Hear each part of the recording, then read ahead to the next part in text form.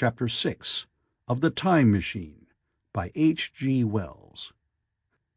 It may seem odd to you, but it was 2 days before I could follow up the new-found clue in what was manifestly the proper way. I felt a peculiar shrinking from those pallid bodies. They were just the half-bleached color of the worms and things one sees preserved in spirit in a zoological museum. And they were filthily cold to the touch. Probably my shrinking was largely due to the sympathetic influence of the Eloi, whose disgust of the Morlocks I now began to appreciate. The next night I did not sleep well. Probably my health was a little disordered. I was oppressed with perplexity and doubt. Once or twice I had a feeling of intense fear, for which I could perceive no definite reason. I remember creeping noiselessly into the great hall, where the little people were sleeping in the moonlight. That night Weena was among them, and feeling reassured by their presence. It occurred to me even then that in the course of a few days the moon must pass through its last quarter, and the nights grow dark, when the appearances of these unpleasant creatures from below, these whitened lemurs, this new vermin that had replaced the old, might be more abundant. And on both these days I had the restless feeling of one who shirks an inevitable duty. I felt assured that the time machine was only to be recovered by boldly penetrating these underground mysteries. Yet I could not face the mystery. If only I had had a companion, it would have been different. But I was so horribly alone, and even to clamber down into the darkness of the well appalled me. I don't know if you will understand my feeling, but I never felt quite safe at my back. It was this restlessness, this insecurity perhaps, that drove me further and further afield in my exploring expeditions. Going to the southwestward, towards the rising country that is now called Combe Wood, I observed far off, in the direction of 19th-century Banstead, a vast green structure, different in character from any I had hitherto seen.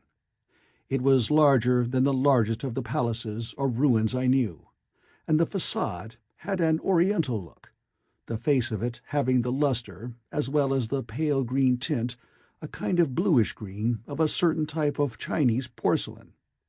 This difference in aspect suggested a difference in use, and I was minded to push on and explore. But the day was growing late, and I had come upon the site of the place after a long and tiring circuit, so I resolved to hold over the adventure for the following day, and I returned to the welcome and the caresses of little Weena. But next morning I perceived clearly enough that my curiosity regarding the palace of green porcelain was a piece of self-deception, to enable me to shirk, by another day, an experience I dreaded. I resolved I would make the descent without further waste of time, and started out in the early morning towards a well near the ruins of granite and aluminium. Little Weena ran with me. She danced beside me to the well, but when she saw me lean over the mouth and look downward, she seemed strangely disconcerted. "Good-bye, little Weena," I said, kissing her, and then, putting her down, I began to feel over the parapet for the climbing hooks. Rather hastily, I may as well confess, for I feared my courage might leak away. At first she watched me in amazement. Then she gave a most piteous cry, and running to me, she began to pull at me with her little hands. I think her opposition nerved me rather to proceed. I shook her off, perhaps a little roughly, and in another moment I was in the throat of the well. I saw her agonized face over the parapet, and smiled to reassure her. Then I clung to look down at the unstable hooks to which I clung. I had to clamber down a shaft of perhaps 200 yards. The descent was effected by means of metallic bars projecting from the sides of the well, and these being adapted to the needs of a creature much smaller and lighter than myself, I was speedily cramped and fatigued by the descent. And not simply fatigued. One of the bars bent suddenly under my weight, and almost swung me off into the blackness beneath. For a moment I hung by one hand, and after that experience I did not dare to rest again. though my arms and back were presently acutely painful. I went on clambering down the sheer descent with as quick a motion as possible. Glancing upward, I saw the aperture, a small blue disk in which a star was visible, while little Weena's head showed as a round black projection. The thudding sound of a machine below grew louder and more oppressive. Everything save that little disk above was profoundly dark, and when I looked up again, Weena had disappeared. I was in an agony of discomfort. I had some thought of trying to go up the shaft again and leave the underworld alone. But even while I turned this over in my mind, I continued to descend. At last, with intense relief, I saw dimly coming up, a foot to the right of me, a slender loophole in the wall. Swinging myself in, I found it was the aperture of a narrow horizontal tunnel in which I could lie down and rest. It was not too soon. My arms ached, my back was cramped, and I was trembling with the prolonged terror of a fall. Besides this, the unbroken darkness had had a distressing effect upon my eyes. The air was full of the throb and hum of machinery pumping air down the shaft. I do not know how long I lay. I was roused by a soft hand touching my face. Starting up in the darkness, I snatched at my matches, and, hastily striking one, I saw 3 stooping white creatures, similar to the one I had seen above ground in the ruin, hastily retreating before the light. Living, as they did, in what appeared to me impenetrable darkness, their eyes were abnormally large and sensitive, just as are the pupils of the abysmal fishes, and they reflected the light in the same way. I have no doubt they could see me in that rayless obscurity, and they did not seem to have any fear of me apart from the light. But so soon as I struck a match in order to see them, they fled incontinently, vanishing into dark gutters and tunnels, from which their eyes glared at me in the strangest fashion. I tried to call to them, but the language they had was apparently different from that of the overworld people, so that I was needs left to my own unaided efforts, and the thought of flight before exploration was even then in my mind. But I said to myself, "You are in for it now," and feeling my way along the tunnel, I found the noise of machinery grow louder.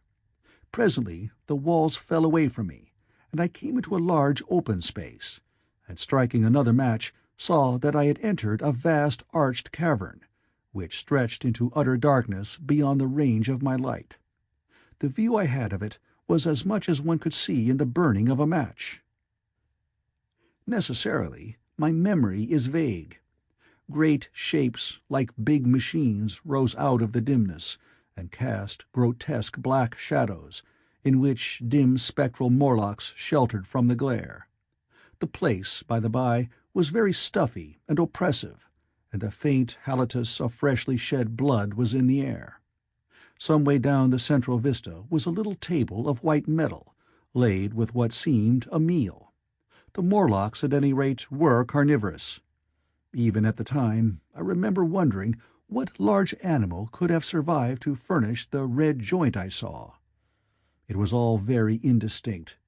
The heavy smell, the big, unmeaning shapes, the obscene figures lurking in the shadows, and only waiting for the darkness to come at me again. Then the match burned down and stung my fingers and fell, a wriggling red spot in the blackness. I have thought since how particularly ill-equipped I was for such an experience. When I had started with the time machine, I had started with the absurd assumption that the men of the future would certainly be infinitely ahead of ourselves in all their appliances. I had come without arms, without medicine, without anything to smoke. At times I missed tobacco frightfully, even without enough matches. If only I had thought of a kodak! I could have flashed that glimpse of the underworld in a second, and examined it at leisure. But, as it was, I stood there with only the weapons and the powers that nature had endowed me with, hands, feet, and teeth, these, and 4 safety matches that still remained to me. I was afraid to push my way in among all this machinery in the dark, and it was only with my last glimpse of light I discovered that my store of matches had run low. It had never occurred to me until that moment that there was any need to economize them, and I had wasted almost half the box in astonishing the upper-worlders, to whom fire was a novelty. Now, as I say, I had 4 left, and while I stood in the dark, a hand touched mine. Lank fingers came feeling over my face, and I was sensible of a peculiar, unpleasant odor. I fancied I heard the breathing of a crowd of these dreadful little beings about me. I felt the box of matches in my hand being gently disengaged, and other hands behind me plucking at my clothing. The sense of these unseen creatures examining me was indescribably unpleasant. The sudden realization of my ignorance of their ways of thinking and doing came home to me very vividly in the darkness. I shouted at them as loudly as I could. They started away, and then I could feel them approaching me again. They clutched at me more boldly, whispering odd sounds to each other. I shivered violently, and shouted again rather discordantly. This time they were not so seriously alarmed, and they made a queer laughing noise as they came back at me. I will confess I was horribly frightened. I determined to strike another match and escape under the protection of its glare. I did so, and eking out the flicker with a scrap of paper from my pocket, I made good my retreat to the narrow tunnel.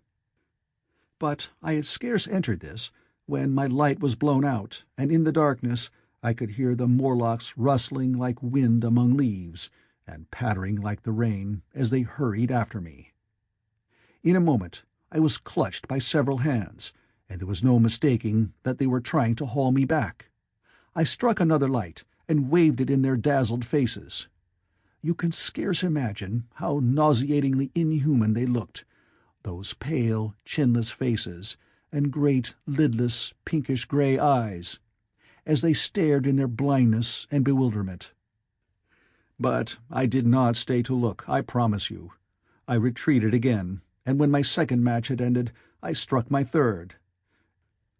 It had almost burned through when I reached the opening into the shaft.